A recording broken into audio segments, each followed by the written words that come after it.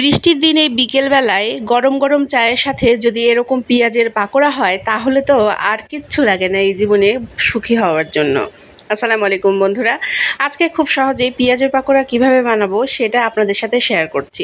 প্রথমে নিয়ে নিয়েছি এক বাটি পেঁয়াজগুলো আমি খুব বেশি কুচি করিনি, মাঝারি ধরনের কুচি করেছি এবং তার সাথে নিয়ে নিয়েছি 4 থেকে 5টা কাঁচামরিচ। আমার বাচ্চারা খাবে তাই আমি ঝাল কম দিয়েছি, আপনারা চাইলে ঝাল বেশি দিতে পারেন। তারপরে দিয়ে দিচ্ছি 1 চামচ পরিমাণ লবণ এবং সেটা খুব ভালোভাবে ছড়িয়ে দিচ্ছি এবং এরপরে অ্যাড করে দিলাম হাফ চা চামচ হলুদের গুঁড়ো। আরও অ্যাড করে দিচ্ছি 1 কাপ পরিমাণ ধনিয়া পাতা কুচি, আর এর সাথে অ্যাড করে দিব কিছুটা টেস্টিং সল্ট। আপনারা চাইলে টেস্টিং সল্টটা স্কিপ করতে পারেন, আমি শুধুমাত্র স্বাদ বৃদ্ধি করার জন্যই টেস্টিং সল্ট ব্যবহার করেছি। এবং এখন হাত দিয়ে খুব ভালোভাবে সব উপকরণ মাখিয়ে নেব। সব উপকরণ একসাথে মাখানোর উদ্দেশ্য হচ্ছে সব উপকরণ যখন আমি একসাথে মাখাবো লবণের সংস্পর্শে এসে এগুলো একটু পানি ছাড়বে। এটা কতটুকু পানি ছাড়ে সেটা দেখার জন্যই আমি সব কিছু হাত দিয়ে খুব ভালোভাবে মাখিয়ে নিচ্ছি। পাকোড়ার স্বাদ নির্ভর করে হাত দিয়ে খুব ভালোভাবে মাখানোর ওপর, আর এই জন্যই আমি হাত দিয়ে খুব ভালোভাবে চেপে চেপে মাখিয়ে নিচ্ছি। আমার কিন্তু আরও একটি উপকরণ অ্যাড করা বাকি আছে।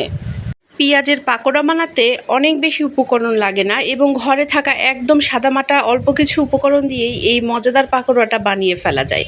তাই আপনাদের বাসায় যদি হঠাৎ করেই অতিথি চলে আসে তাহলে অতিথি আপ্যায়নে কিন্তু এই পাকোড়া অসাধারণ। অতিথি যেমন আপনার প্রশংসায় পঞ্চমুখ হবে, তেমনি আপনারও মনে মনে অনেক ভালো লাগবে এত ভালো একটি নাস্তা দিয়ে আপ্যায়ন করানোর জন্য। এখন আমি অ্যাড করে দিচ্ছি 1 কাপ পরিমাণ চাউলের গুঁড়া। আপনাদের কাছে যদি চাউলের গুঁড়া না থাকে আপনারা কিন্তু এর পরিবর্তে বেসন ব্যবহার করতে পারেন।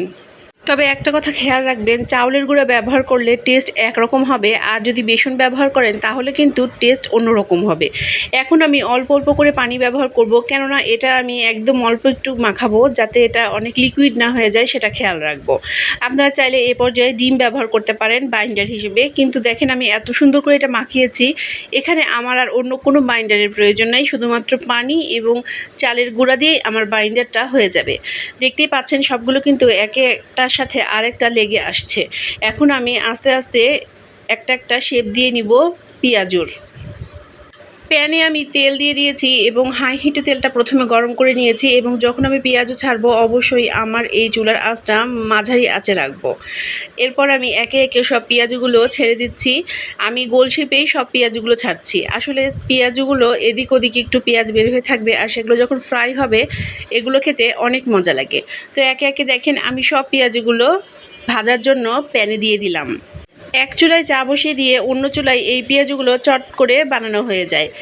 চা তৈরি হওয়ার আগেই কিন্তু পেঁয়াজগুলো খাবার জন্য রেডি হয়ে যায়। এত দ্রুত এবং এত সহজে এই পেঁয়াজগুলো বানানো যায়। আমার পেঁয়াজুর এক পিঠ হয়ে এসেছে, এখন আমি অন্য পিঠে উল্টে দিচ্ছি। পেঁয়াজগুলো দেখেন বাদামি রং হয়ে এসেছে এবং একটা আরেকটার সাথে একদম লেগে নেই, খুব সুন্দরভাবে আলাদা হয়ে যাচ্ছে, তার মানে পেঁয়াজগুলো খুব সুন্দর হয়ে ভিতরেও রান্না হয়ে গিয়েছে। চটজলদি বানানো যায় এবং খুব অল্প উপকরণ দিয়ে বানানো যায় এরকম একটা স্ন্যাক্স আইটেম হলো পেঁয়াজু। আর তাই নো টেনশন ডু ফুর্তি, মানে মজায় মজায় ছুটির দিনগুলোতেও খুব অল্প সময়ে আপনি বানিয়ে ফেলতে পারবেন এরকম মজাদার পেঁয়াজু। আমার পেঁয়াজুগুলো প্রায় হয়ে এসেছে, এখন আমি একটা সার্ভিং বলে এই পেঁয়াজুগুলো উঠিয়ে নিব।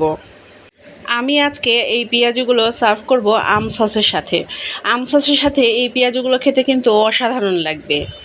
ঘরোয়া উপকরণে খুব অল্প খরচে মজাদার ও সুস্বাদু এই পেঁয়াজুর রেসিপিটা আপনাদের কেমন লাগলো অবশ্যই আমাকে কমেন্টে জানাবেন, কেননা আপনার কমেন্ট আমার কাছে সবচেয়ে বেশি গুরুত্বপূর্ণ।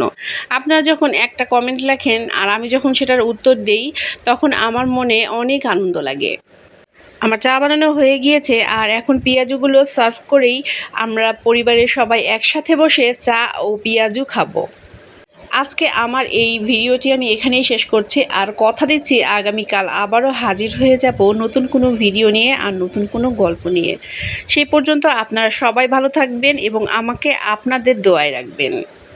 আল্লাহ যেন আমাকে ভালো রাখেন এবং সুস্থ রাখেন এবং আমার পরিবারের সবাইকে যেন সুস্থ রাখেন। আমি চলে যাচ্ছি আমার পরিবারের সবার সাথে এই পেঁয়াজুগুলো এনজয় করার জন্য, আর আপনিও চলে যান এই রেসিপিটা ট্রাই করার জন্য, আর অবশ্যই আমাকে জানাবেন এই রেসিপিটা আপনার খেয়ে কেমন লাগলো। আজকে তাহলে এখানেই শেষ করছি। আল্লাহ হাফেজ।